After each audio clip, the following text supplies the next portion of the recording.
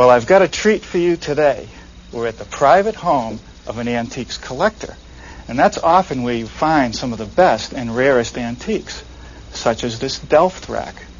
This was used to display the Delft ware, and these little compartments were nice for putting in little knickknacks. Now, I'm told that a piece like this could date back as early as 1780. It would have been painted, but it's been stripped back to this nice pine and waxed. Now, it looks a lot simpler than it really is. I noticed that all the cutouts here, the fretwork on the front and on the divider, are all slightly different. So not only am I going to have to take some careful measurements, but I'm going to have to make some very accurate patterns of all the fretwork. When I get that done, I'll take it back to the shop and we can see what we can do.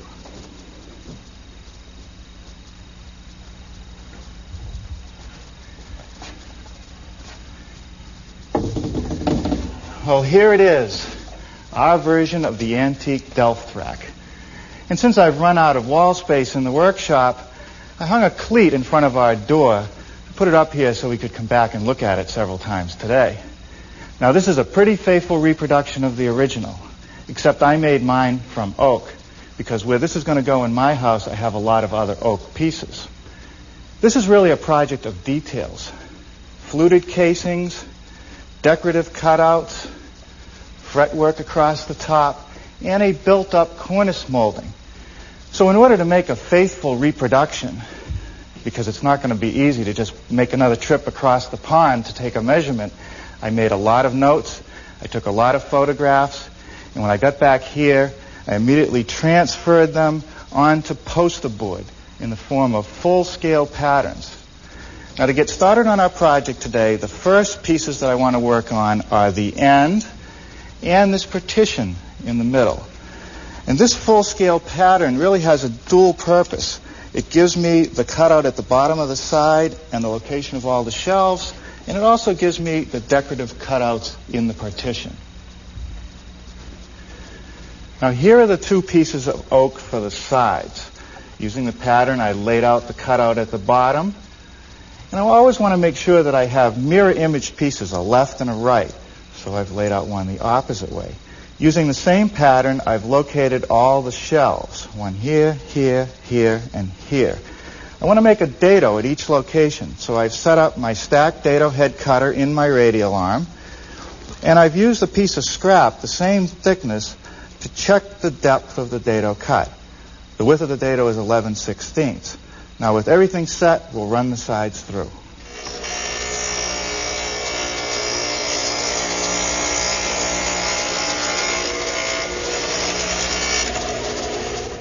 Well, now let's work on these two partitions. They also need several dados. On either side, one for this shelf and this one, another one here and here. But up at the top, only a dado on the outer side because there's no shelf in the middle.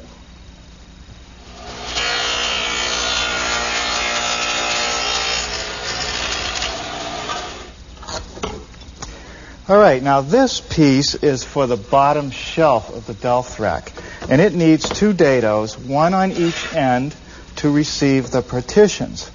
So I've narrowed the dado head cutter to 3/8, and I'm ready to run those through.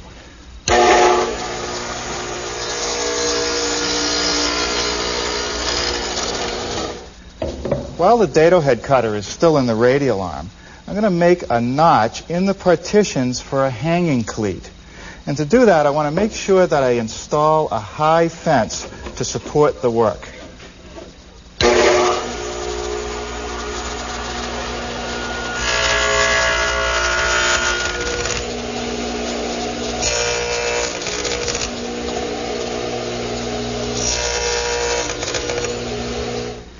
Now, the end panels and the partitions need one long notch at the upper front portion. And that's to receive the panel, which has all the fancy cutouts. Now, if I use the radial arm now to make a pass right here, I'll get a nice square corner. Then I'll finish the rip over at the table saw.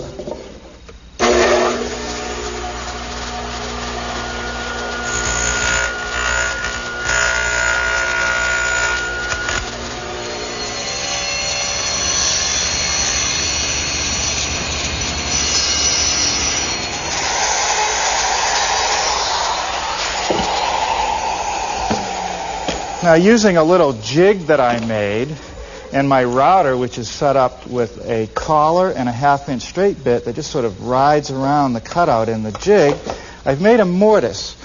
And I'm making one in each of the sides, and that's to receive the hanging cleat.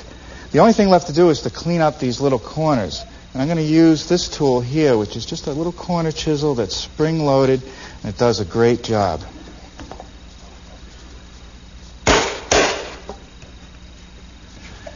The next step is to start making the decorative cutouts in the partitions and in the panel across the top. And to do that, I'm going to use what's known as a scroll saw. The scroll saw has an advantage over the jigsaw or the bandsaw, basically in the blade, because it has a very thin, narrow blade with fine teeth, which means that you can cut very tight radii, and it cuts very smoothly, so smooth that you really don't even have to sand. But with those advantages comes a disadvantage in that it's a very slow tool. And because the blade is delicate, they break frequently. But if I take my time, I get really good results.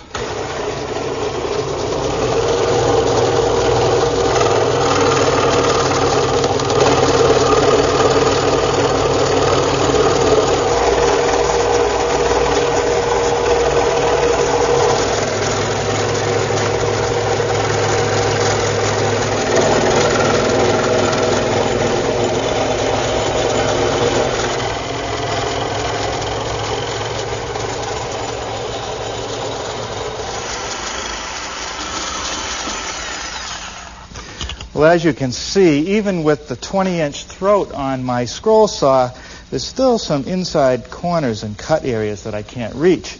So I'm finishing them up with my handheld jigsaw and the finest, narrowest blade I could find.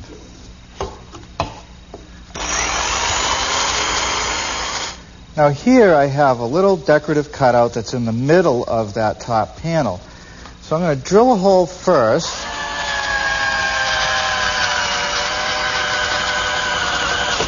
Now I have a place to put my jigsaw to make the cutout.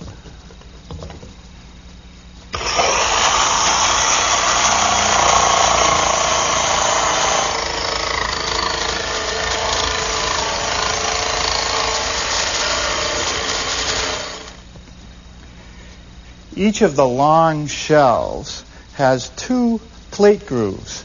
And what those are for is so that you can catch the edge of the plate and it leans against the wall and the bottom won't kick out. Now, it's very easy to make that groove using a router with a 1/4-inch round nose bit and a guide fence. I've marked the shelf where I want to start and stop the groove, and all I have to do is plunge it down into the work and go to the other mark.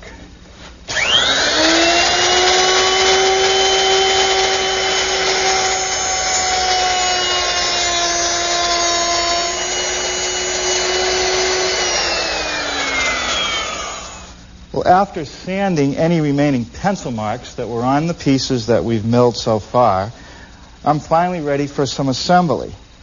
A little bit of yellow carpenter's glue in the dado and on the end of the bottom shelf. And we'll just nail it together with some 1¼ inch finish nails.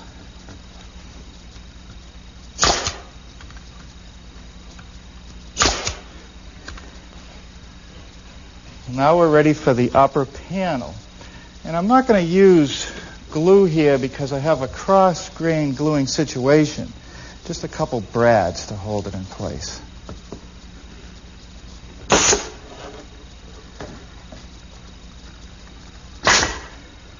Well, now I'm ready for the intermediate shelves. One's through the center portion. And we just slip those in the dado and nail it with an 1¼ inch finish nail.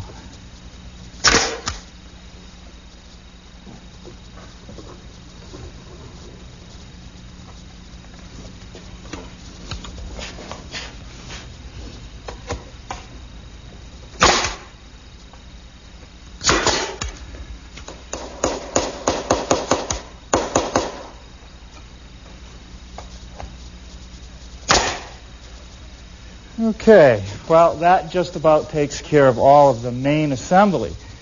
But there's still some casings to make, a little more fretwork to cut out, some moldings, and of course, the top cornice. But I think I'll wait for tomorrow to do that. Well, I'm getting started this morning laying out the pieces of stock which will become the casings. And I'm putting lines so that I'll know where to begin and end the fluted detail that's on the front of the casing. Now, there are 8 flutes, about 1/8 of an inch apart. There's a couple different ways I could make them. One would be to use a router like I did on the shelf plate grooves. But that leaves just a half-round ending. And I kind of like this tapered end. So to accomplish that effect, I'm going to use my molding head cutter in my table saw. And the molding head is just a heavy wheel that you can put different profiles of cutters in. The cutters that are in the head now are a 1/2 inch cove and a 1/4 inch flute. I'm using just the 1/4 inch flute section, which is set to be only about 1/8 of an inch above the table. Now, to get to the effect, what I'm going to have to do is lower the piece down over the cutter. So I've put an indicator mark at the beginning and one at the end. And to get the next one, I'm just going to turn the piece side to side, do the same process, and I'll end up with the first 2 flutes in the center.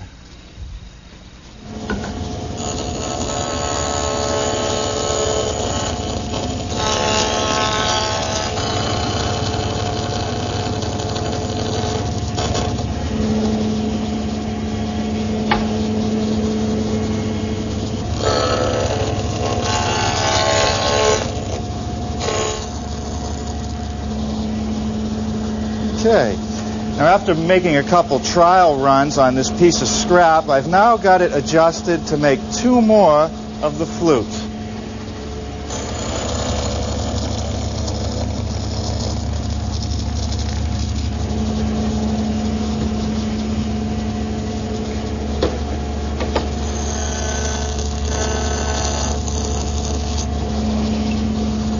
Well, once again, a sample on my scrap for the next 2.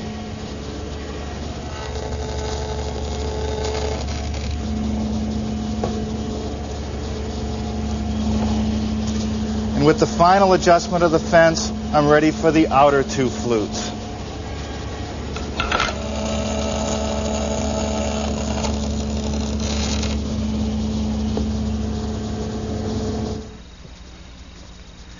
These small decorative pieces can be nailed to the partition, but I'm going to have to mortise them into the casing, and I'll do that next.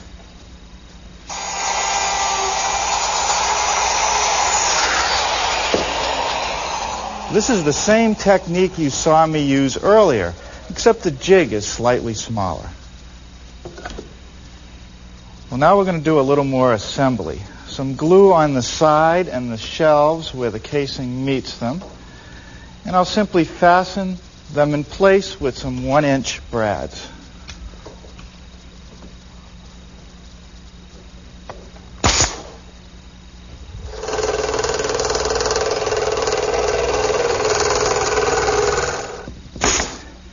Well, now we'll just fasten all these decorative elements in place.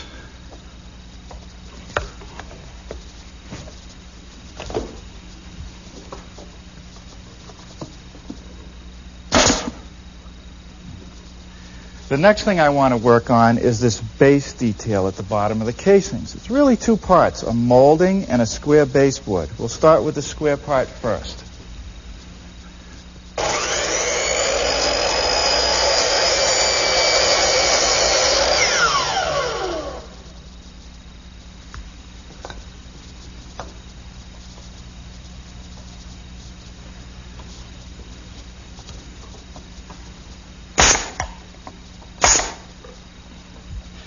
Before I do anything else, I want to make the 5 pieces that either form an edge for the shelf or a retainer to hold the plate safely.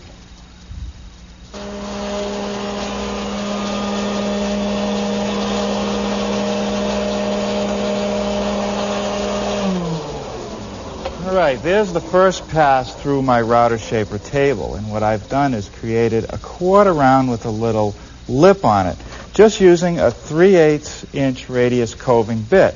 Now if I turn the piece over and run the other edge, I'll get the half round profile I want.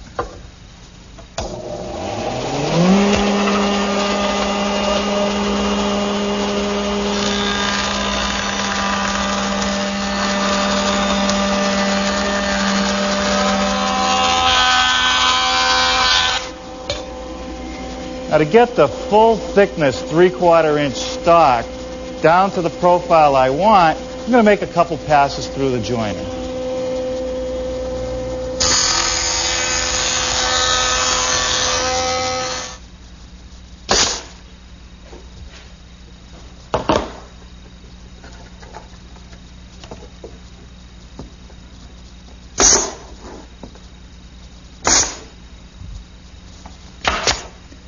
Now the rest of the project is really a series of moldings. Let me show you how I made this base molding. Here at the table saw, the molding head cutter is still installed. Earlier I used the fluting portion of the bit. Now I'm going to use the coving portion of the bit. I'm just going to take a little bit with each pass.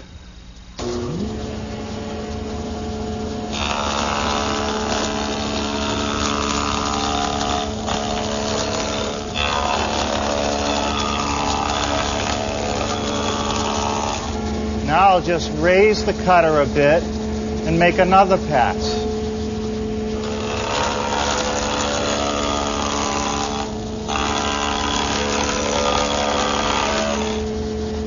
One more final adjustment.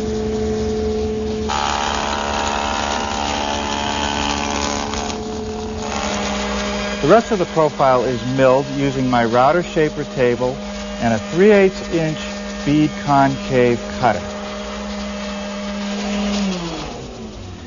Now all I have to do is rip this piece on my table saw, and I'll get two nicely formed pieces of base molding. You might have noticed that I used that same base molding for a little band up here at the top, except that I just flipped it over. Now I'm ready to start working on the cornice molding, which is actually made up of 1, 2, 3, 4, 5 individual pieces. First I'll show you how I made this bottom piece. Over here at my router shaper, I've installed a cutter, which is a combination type. It has a radius for a bead and a cove. I'm going to use the cove portion. I can't make the final cut in one pass, so I'll take a little bit at a time.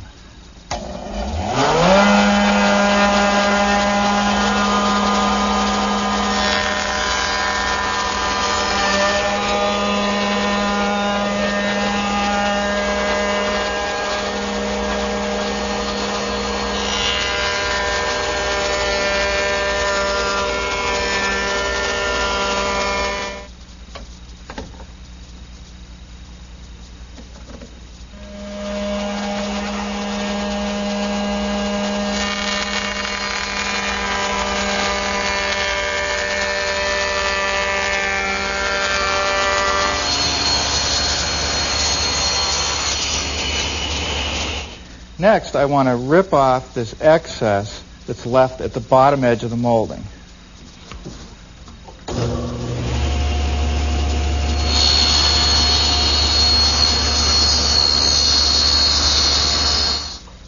Now with the molding head cutter reinstalled in the table saw and a cutter which will make a small bead, I'll form the bottom of the molding.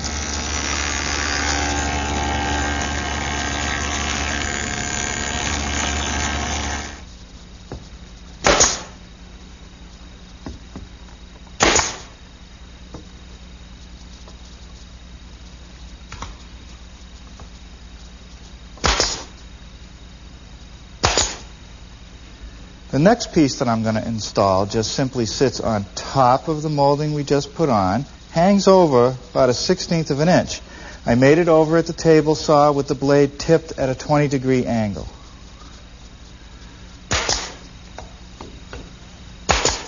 Okay, that takes care of that band.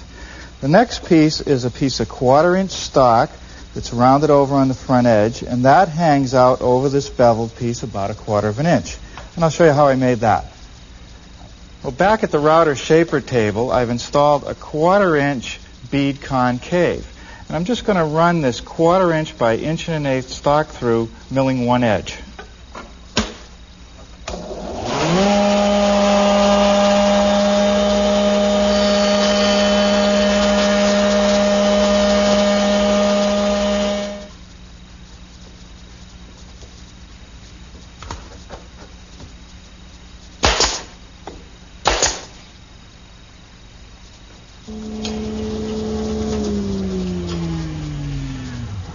Well, with just 2 passes through the molding head cutter, I've created this bead using the 3/8" radius bit.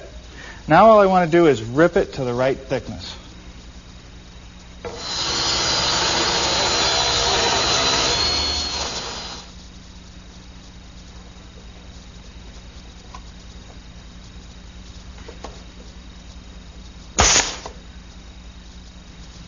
Now this strip of pine acts as a backer for the final piece of the cornice. Now with my table saw blade tipped to a 45-degree angle, I'm just going to knock off the corner of this piece.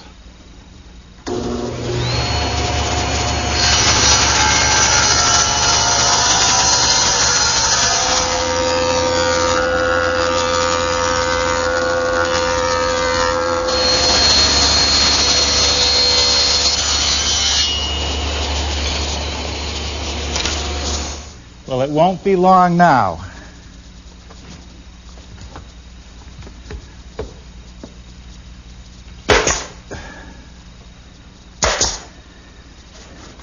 So at last, the final piece.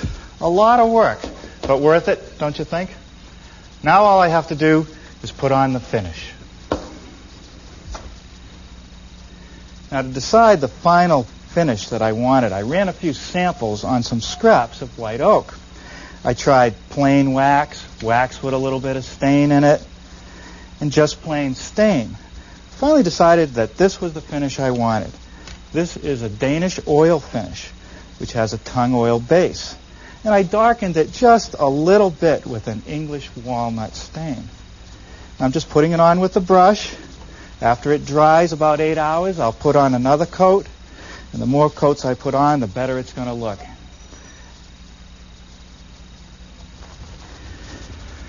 Well, after 3 coats of that English walnut stain mixed in with the Danish oil, this piece is starting to take on a character all its own. It's a very interesting piece, and I can't wait to see it filled with some china. Now, next time we will return to England, where we will take you to an antiques factory, where the fancy antiques that you'll pay a fortune tomorrow for in London are being created from what we would consider rubbish. In fact, we saw an old workbench that was going to be converted into a, quote, antique coffee table like this one. We'll show you that and how to build one of these tables next time right here on the New Yankee Workshop. For those of you lucky enough to have a plasma screen TV, Paul Bradburn has something just for you next. Cutting edge stuff.